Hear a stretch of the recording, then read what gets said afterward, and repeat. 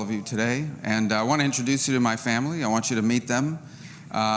We've been able to manage them for the last 20-some years and counting. And so I said this earlier today when the Vice President swore me in. My most important job, I believe the most important job any of us will ever have, is the job we do at home. And I don't mean that both here at home domestically in our politics, but in our lives. And I'm very proud of my wife, my 4 children, and their support. My wife, Jeanette, who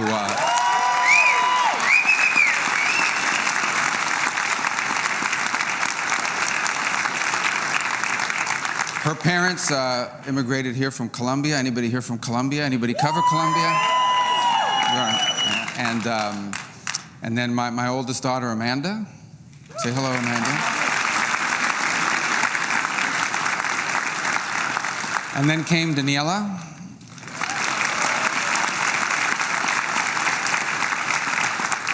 And now Anthony.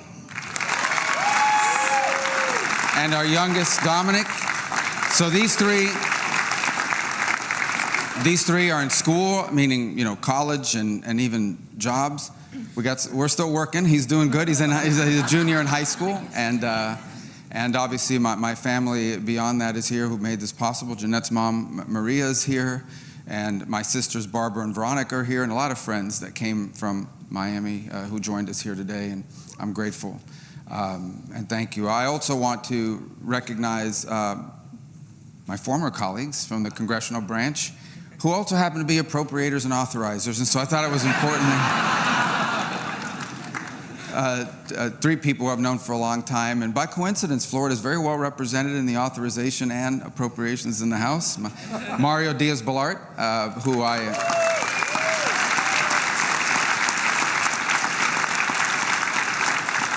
I've known as a personal friend. We served together in the Florida legislature. In fact, sat next to each other on the floor. Who would have thought, Mario, back in the day? And now here we are, And 2 Cuban Americans. If we had a third, they'd call it a conspiracy, but there's only 2, so we're in shape.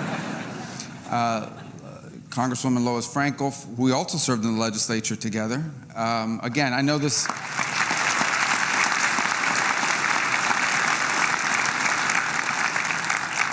I know it looks suspicious. She just happens to be from Florida as well, and she happened to be on that committee. And then, of course, my colleague, Brian Mast, who thank you for being here as well.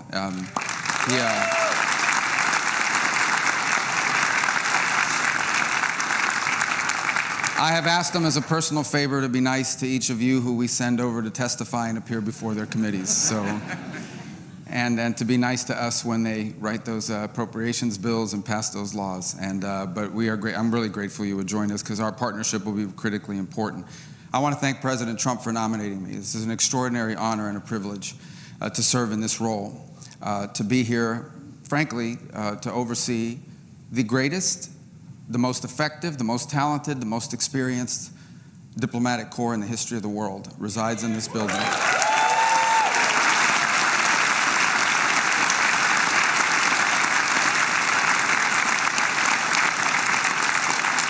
And it's important to remember that obviously they serve our national interest and our foreign policy. They also serve Americans. And as a member of the Senate, we often would get calls for a brief period of time, panicked calls about passports, as you remember that era, when everyone forgot their passport expired and their cruise was on Saturday and it's Friday, 5 p.m.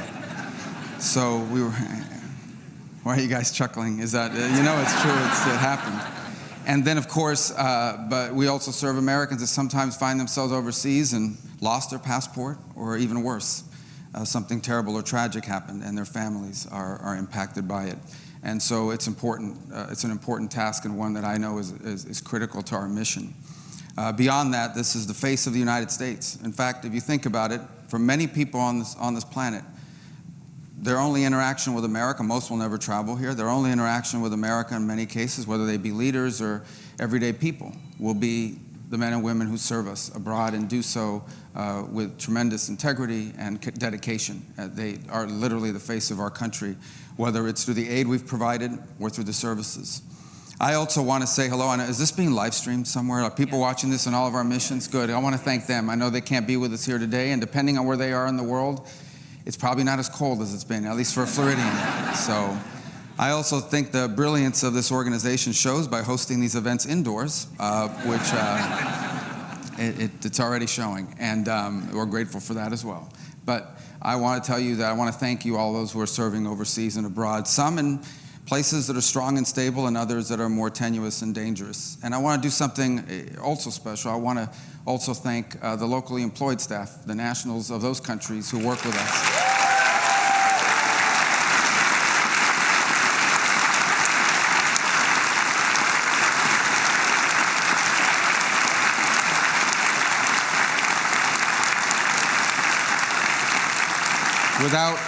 Without their help, without their support, it would be impossible for us to conduct our mission. And in many ways, years later, I've literally run into people in the United States that are either conducting business or visiting as tourists or what have you, and they will tell me they were locally employed they were local employees of our missions abroad, and as a result, their love for our country is never ending. I am new to this department. Today is my first day on the job, literally, but I am not a stranger to it.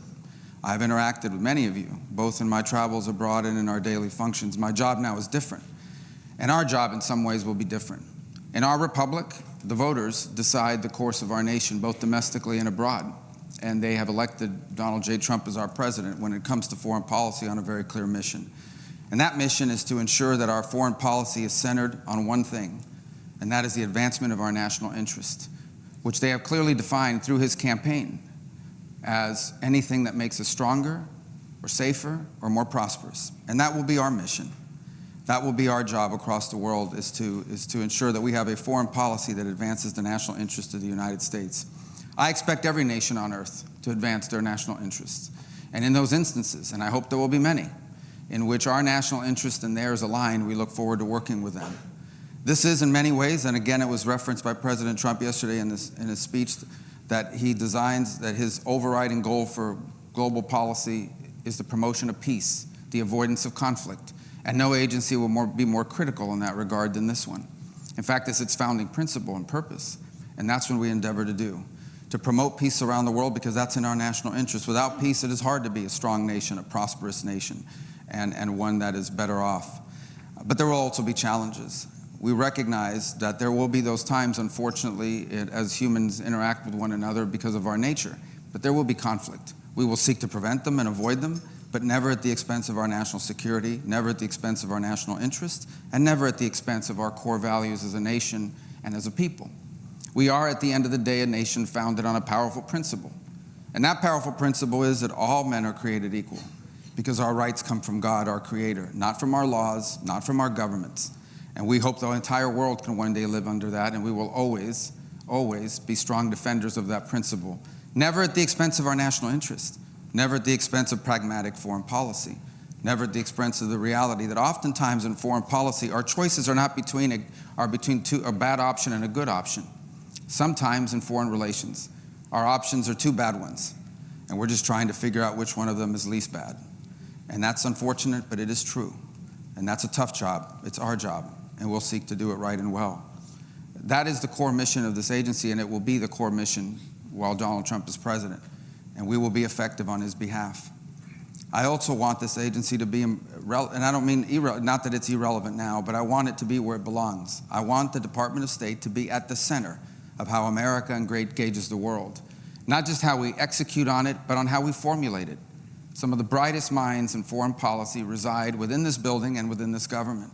And we need to ensure that we have an environment here that's conducive to creativity, to boldness, to new ideas, to recognizing the dynamic world in which we live, one that is changing faster than it has ever changed before.